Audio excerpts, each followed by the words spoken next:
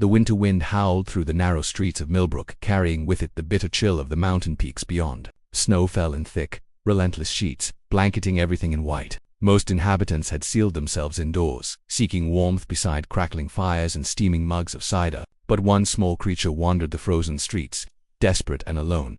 The dragon hatchling was no larger than a house cat, his silvery scales dulled by cold and crusted with ice. One of his delicate wings hung at an awkward angle, torn and bleeding from a fall that had separated him from his mother's nest high in the cliffs. He moved slowly, painfully, his golden eyes dimming with each labored breath. He had knocked on 7 doors already. Each time the response had been the same: screams, slammed doors, threats shouted through wooden barriers. Humans feared dragons, even the smallest ones. The hatchling didn't understand why. He only knew he was cold, hurt, and terribly alone at the 8th door. He raised his small clawed foot and scratched weakly at the wood. Nothing. He tried again, this time managing a pitiful whimper that was almost lost in the wind. Inside, Roman Castellan sat by his fireplace, a book forgotten in his lap. He was a man of 32 years, a former soldier who had retired to this quiet mountain town seeking peace after too many battles. His neighbors considered him too quiet, too private, too unmarried for a man his age, but Roman preferred solitude to the complications of social expectation.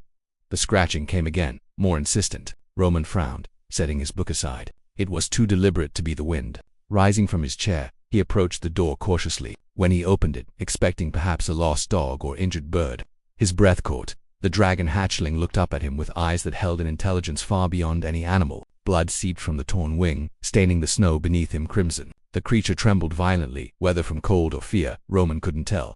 For a long moment, they simply stared at each other. Every instinct told Roman to shut the door. Dragons were dangerous, even young ones. They grew into massive beasts capable of razing villages. The sensible thing would be to alert the town guard, let them deal with it. But those eyes, those impossibly aware, pleading eyes. Damn it, Roman muttered, and scooped the hatchling into his arms. The dragon was surprisingly light, his body radiating a feverish heat despite the cold. Roman carried him inside and kicked the door shut against the storm. He laid the creature on a blanket near the fireplace, his military training kicking in as he assessed the injuries.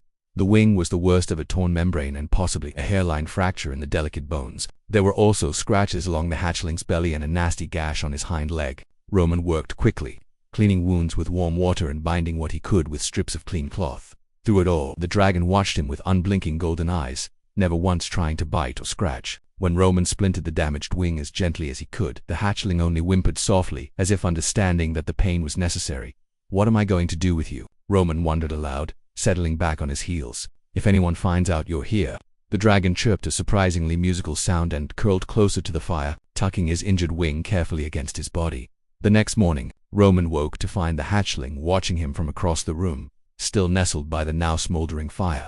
The dragon's color had improved overnight, his scales regaining some of their luminous sheen. "Hungry?" Roman asked, then felt foolish for talking to a dragon. But the creature's head perked up, and he chirped again, more energetically this time. Roman discovered that dragons, at least young ones, were omnivorous. The hatchling devoured strips of salted meat, chunks of bread, and even some of Roman's leftover stew with equal enthusiasm. As the days passed, a routine developed. Roman would tend to his small farm, checking on his chickens and goats while keeping the dragon hidden. In the evenings, they would sit by the fire, Roman reading aloud while the hatchling listened with what seemed like genuine interest. He named the dragon Kendall, after a character in one of his books, a knight who had befriended an unlikely companion. Weeks turned into months. Kendall's wing healed, though it would never be quite as strong as the other. Roman had learned the hatchling was female, grew larger, reaching the size of a medium dog. Her scales shimmered like polished silver, and tiny wisps of frost would sometimes escape her nostrils when she was excited or happy. Roman found himself talking to her more and more, sharing thoughts he'd never voiced to another living soul, about the war, about the friends he'd lost, about the nightmares that still haunted him. Kendall would listen, her intelligent eyes following every word, occasionally pressing her cool snout against his hand in what felt remarkably like comfort. "You understand, don't you?" he whispered one night, scratching behind the small horns on her head. "We're both survivors of things we didn't choose." Kendall rumbled deep in her chest, not quite a growl, more like a cat's purr. Spring arrived with the melting snow, and Roman knew a decision was coming. Kendall was growing faster now, soon too large to hide. She needed to return to her kind, to the mountains where she belonged. But the thought of letting her go carved a hollow ache in his chest. One morning, Roman opened his door to find a magnificent silver dragon perched on the cliff above his cottage. Kendall's mother. He realized, recognizing the same pattern of scales. The great beast lowered her head, her massive golden eyes fixing on him with an expression he could only describe as gratitude. Kendall bounded out the door, her healed wings spreading wide as she called out joyfully to her mother. But before she flew away, she turned back to Roman one last time. She pressed her snout against his chest, just over his heart, and he felt a warmth spread through him, a gift, a promise, a bond that would never truly break. His mother and daughter took to the sky. Roman stood in his doorway, watching them disappear into the clouds, for the first time since the war. He smiled, truly smiled, and felt something like hope kindle in his chest. He had opened his door to a creature in need and, in doing so, had opened his heart to the possibility of healing. Sometimes, he thought, the most unlikely companions teach us the most important lessons. In the distance, a dragon's call echoed through the mountains, and Roman knew that somewhere up there, Kendall remembered him too.